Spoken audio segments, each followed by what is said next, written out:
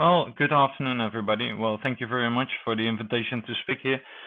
My name is Gijs Langeveld, but in English it's probably much easier to call me Chris. I'm a consultant on solid waste and resource management, and I've been in the business for about 15 years now. And one of the topics that I've been working on is food waste.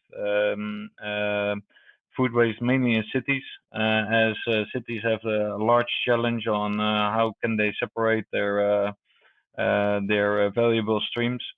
And we've set it up a blog which is called Beyond Food Waste, together with a good friend of mine, Kat Heinrich, in Australia, where we collect cases from around the world. Um, for today, I would like to discuss with you how food waste in cities can assist the development of more sustainable food value chains, and mainly focusing on creating business and investment opportunities. Um, so Let me have a look. The first thing that I would like to discuss with you is the challenge for cities. Then I'll dive a little bit deeper into the issue of food waste, drivers which there are to address the issue of food waste. And then the interesting part comes in, how would a business case look like? I've identified 4 business cases and investment opportunities for you, because that's what the forum is about, investment opportunities. Um, so the first thing is that cities are prioritizing to reduce carbon emissions and move towards circular economy. What we see around is that climate change is a big issue, which is recognized by national governments, but cities is actually the place where the change is, where they really realize the urgency of climate change. And this is a quote by Ricardo Cepeda Marquez, who is head of the C40 Cities Climate Leadership Group. And what he sees is that cities are the first responders to that challenge. Another interview that we did was interviewing the Commissioner of New York City, Catherine Garcia, and her statement is that reducing food waste is a key strategy for cities to reduce their carbon footprint. So in the case of New York, organic waste is just over 30% of cities' residential waste stream, and it contributes to about 4% of New York's overall greenhouse gas footprint, which makes it incredibly important to figure out how to use it in a way that's beneficial to all of us. So the issue here is that organic waste, which rots in landfills, is a major contributor to greenhouse gases.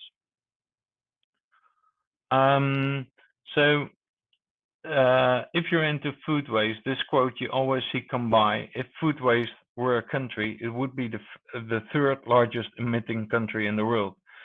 Food waste has a large emittance because if it comes up into a landfill, it produces methane gas, and methane gas is a factor of 30 more a larger emitter than just carbon emissions, and that's one of the reasons why it has such a large footprint. So from a carbon point of view, it's very interesting to address. So if we dive a little bit deeper into the issue of food waste, what we see is that each phase contributes. Food waste in the consumption phase, that's the one at the end where the largest carbon footprint is. It's logical because what is wasted there has already been gone through production, logistics, storage, processing, distribution. So it's more than logic that that's what's wasted there has the largest carbon footprint. But if you look into the food waste itself, also the other parts are contributing. And if we have a look into per region, then what we see there are large differences in the regions where the food loss takes place. For example, on the left side, you see North America and Oceania and Europe, the more advanced parts of the world, where the large parts are in the consumption phase. while in the other parts of the world there is much larger food waste in the earlier phases of production, handling, and storage. So, but what we see is that overall the share of total food loss is around 35%. This value this wasted food is estimated worth is at least $1 trillion US dollars. So what we see is that the current end-of-life solutions for food waste are predominantly linear. It's either dumping, landfill, or waste to energy. Even in Europe and USA, the majority of food waste is actually not recycled. What happens, for example, in my own country, in the Netherlands, where we have the highest recycling percentage within the highest recycling percentages of Europe, is that food waste is still largely either collected as part of residual waste, because it's the most difficult waste stream actually for people to separate, because it stinks, it's wet, people don't like it. So it's difficult to see as a resource, so people don't treat it as a resource. And also separate collection is in most of the times not in place. So, and where plastic waste is a global market, you see a lot of exports of plastics around the globe. Food waste is more like a national or a local market. This is mainly because food waste is characterized by a relatively high mass and low economic value per kilogram. So it doesn't make sense to transport food waste around the globe, economically wise. So there's a difference.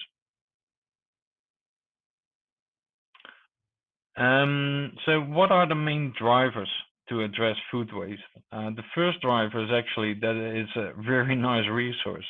Recycling of food waste produces useful products like energy, compost, and animal feed, and it keeps the nutrients in use. So actually, from a circular point of view, you always want to have the organic stream separated from the industrial stream, and you can make nice new products out of it, which we've been doing for over 1,000 years. So it makes sense to do it.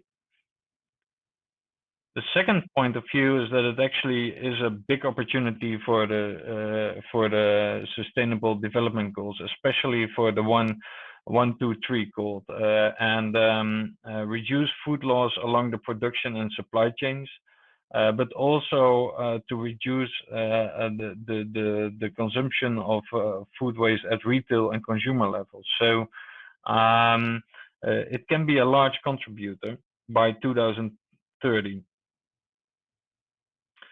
And the third one is that there is increasingly legislation which aims to reduce food waste. So what we see, for example, is in France that there is a ban on food waste.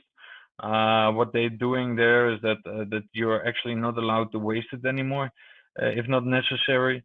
In the UK, there is a food waste reduction bill.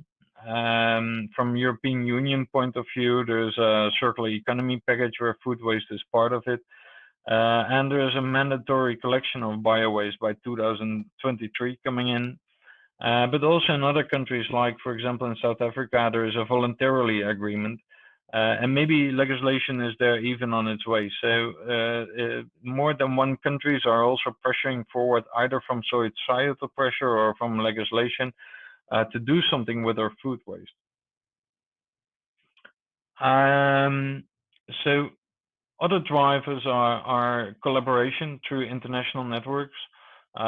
Cities have a couple of networks, for example, C40, CCAC, and the ISRA. But also companies are either being organized or organizing themselves more and more. For example, in REP has produced a quartal commitment 2025. With over 100 signatories to reduce the food waste. In the States, there is the Food Recovery Challenge, where organizations can take part of, and but also there are some first examples where the industry is organizing themselves. The International Food Waste Coalition is such an example. where they have a collaborative farm-to-plate approach against food waste throughout the food services value chain. So there is increasingly collaboration, but it can be extended more and more. So if we look into the business case, first we should have a look at the food recovery hierarchy. This prioritize prevention first, then recovery or redirection or redistribution, and finally it's about recycling. So if we have a look at this one, we can also have a look at the different business cases which come in. The first one is actually the highest one, is prevention. Prevention of food waste. It saves cost and reduces carbon emission. And there are a lot of examples out there, but actually this is the hardest one to do because in some cases there are direct financial benefits, but in some cases the benefit is actually for somebody else.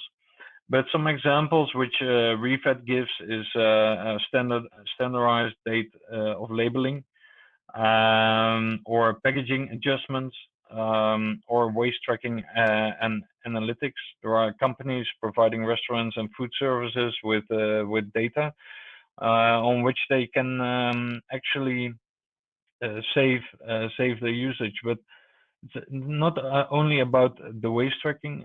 We visited a restaurant in New York where they already did it themselves, and it's also a cost perspective for such for restaurants, because the more food waste, the more you bought at the entrance, so the more money you've probably spent on the food, which is a cost issue. So from a business point of view, you can save money. The second business case is about redistribution. Redistribution of food to people reduces food waste, and it also improves the diet of people with low income. So there are various opportunities to have such a donation regulation. And this is from the States again, from REFET, where they did some examples. You can either do it by regulation, which actually helps. This is what in France worked.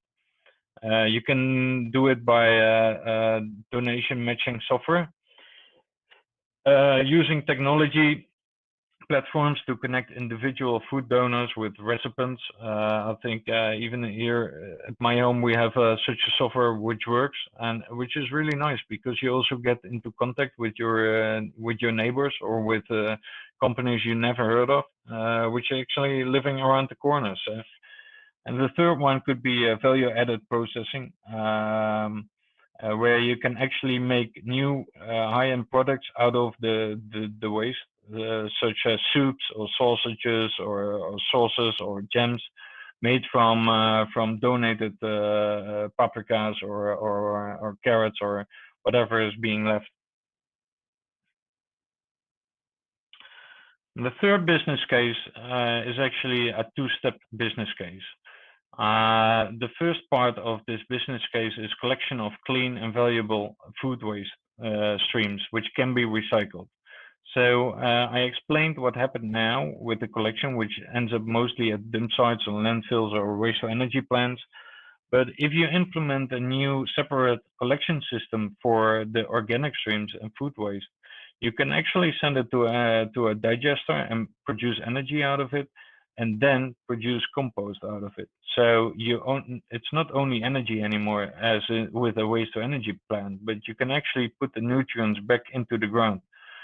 And this is actually a part which is quite challenging, especially in highly dense areas. In Milan, they have implemented a system for food waste with kitchen bins and compostable bags, which is actually working quite well.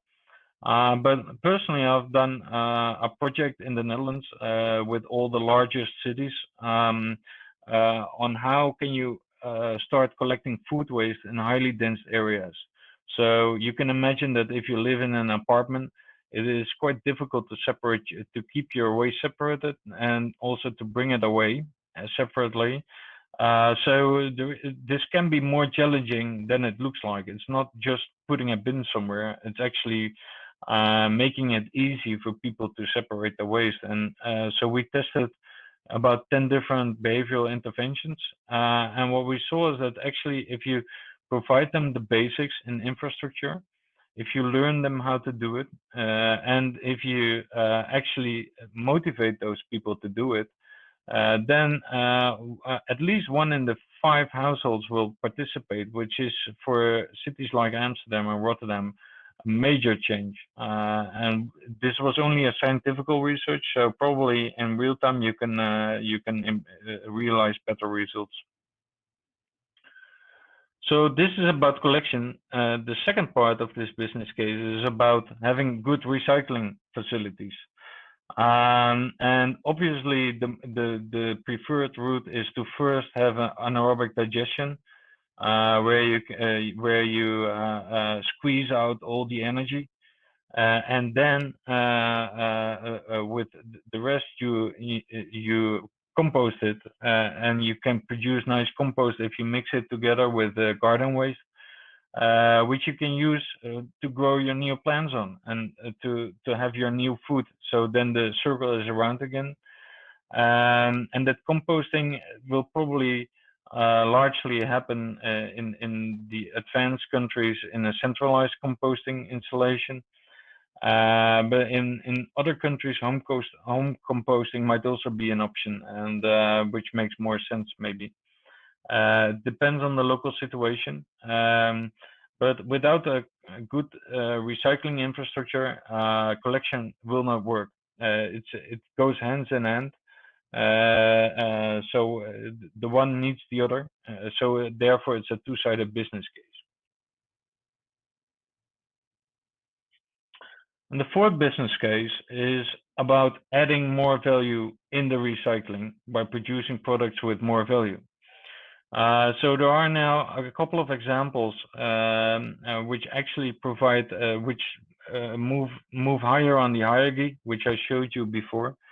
And one of them is that you can grow eatable mushrooms on coffee grounds. So if you collect the coffee ground specifically, you can grow mushrooms out of it, but you can also make soap out of it. So actually, if you have that specific coffee ground trap, for example, collected separately from restaurants, you can actually produce directly new food. Another one is the citrus peels. If you collect those separately, or make sure, for example, from industrial waste streams, then you can produce essential oils, chemicals, and animal feed, which is actually quite has an added value. And last but not least, which has also been tested, for example, in Africa, is the black soldier fly.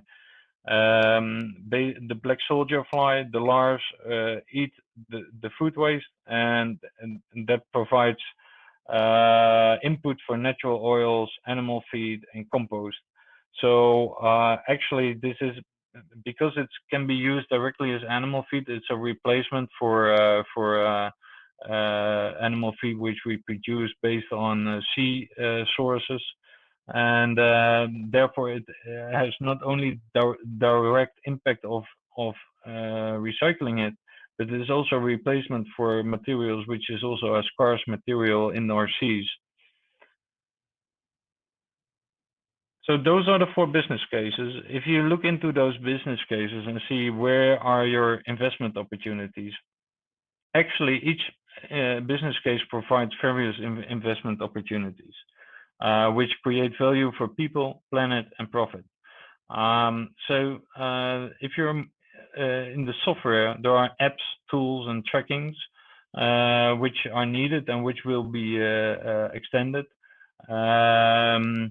One very interesting example I saw here is that they now have plates in the supermarkets which are dynamic. So the price of the product changes when it moves towards the deterioration date, and so the price goes down. And that's an interesting tool which will have a large growth potential. Investing in communication and behavior techniques, that's for something which is interesting as well. What we saw from our experiments is that actually behavioral knowledge is needed. So if you want to have the right behavior. Packaging, there are still opportunities to change packaging, which increases or decreases food waste. Bins and bags, especially for collection, you need the bins and bags. We need more kitchen bins. We need more to facilitate people. Collection and recycling infrastructure, obviously, where there's not a proper collection and or recycling infrastructure in place or can be improved, there are investments needed. And value of added recycling technologies, such as mushroom or citrus peels or even other waste streams, which we can use as a high-end product. And maybe in the long run, we can even produce pharma out of it. And then you have like a really high added value. So thank you very much for your attention. Please contact me if you want to have any support or have any questions. We could discuss now for 10 minutes some questions, and after that I need to, I'm very sorry, I need to leave. So if you have any questions or would like to contact afterwards, please send me an email or a message, and I will get back to you. So I think for now, I would like to know, is there anyone who has a question or something that you would like to discuss? Great, thank you for the presentation, Gijs. It was really interesting to see what can be done with food waste. I have one question from my side. I'm not sure in which regions do you work, if you work worldwide, but just looking at different countries, like where would you say is the biggest need for something to be done about food waste? Which country or which region? Yeah, it's a very good question. And actually, my answer is very simple. In every country. And the reason for that is that we all have food waste. It differs in terms of what type of food waste it is. But in developing countries, the percentage of food waste is around 50 to 60% of total waste. In developed countries, it's less. It's like it's only maybe 30% or 20%, depending on how you calculate it. But in developed worlds, we have much more waste. So actually, if you turn it around in volumes, then probably we in developed countries have more waste. Okay. And it also depends on if you have your perspective from a carbon emission point of view, then probably the countries where you go and look first would look first is where they don't have a correct a good working recycling facilities in place, because there it ends up in landfills which are not managed correctly. So there the large emissions take place. Okay. But then, so for the developing countries or markets where there's the bigger need for this, where there's more waste, what would you say is the opportunities to actually facilitate this? Would it be the actual facilities, investing in more recycling facilities, or is it more about creating awareness and informing the people on what to actually do with this and how they can do, starting small? In developed countries? Yes. No, not developed. I think sorry, it's a little bit of both. Emerging. Oh, sorry, in emerging countries. Yes. Also there, I think it's a little bit of both. For sure, awareness helps if people are more aware.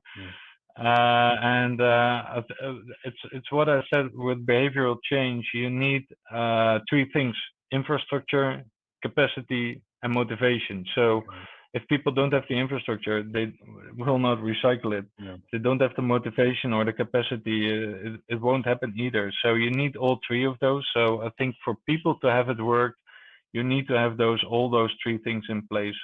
For countries to have it work, well, it depends on the strategy you choose. Whether you have very localized recycling facilities or even at home composting, or that you have centralized facilities. And that will differ per region or per country what's most viable. But I think in the end, food waste is something which, especially in emerging countries, ends up now largely at landfills. And that's probably not the right place where it should be ending. Yeah, okay, that makes sense. We got a few questions now. If you still have a moment, are you still fine? Yes, please. Yeah. There's one there that might have been answered. How can food waste be profitable for impact investors? And there's a few questions there continuing with that. Maybe if you can answer all of those. You see from Robert. Yeah, there are companies around which are already profitable. For example, one which is from a African point of view also very interesting is Agri Protein. They have the Black Soldier farms operated. They started in South Africa, and they're now actually exporting that concept all around the world. There are actually companies, especially in the recycling, which are very interesting to have a look at. The citrus, which I meant, citrus peels, that's a company in the Netherlands. And they have already a recycling, they are now have just closed the finance round to to set up the first plant. So if you dig a little bit one layer deeper, what are the companies which are setting up those recycling facilities? I think there's very interesting investment potential. Okay, thanks. Hope that answers our question. From Deborah, there is a lot of post-harvest loss waste, but there is a lack of logistics. What would you suggest? Maybe that was also sort of answered with the previous one on the facilities, but on logistics, you have any comment on that?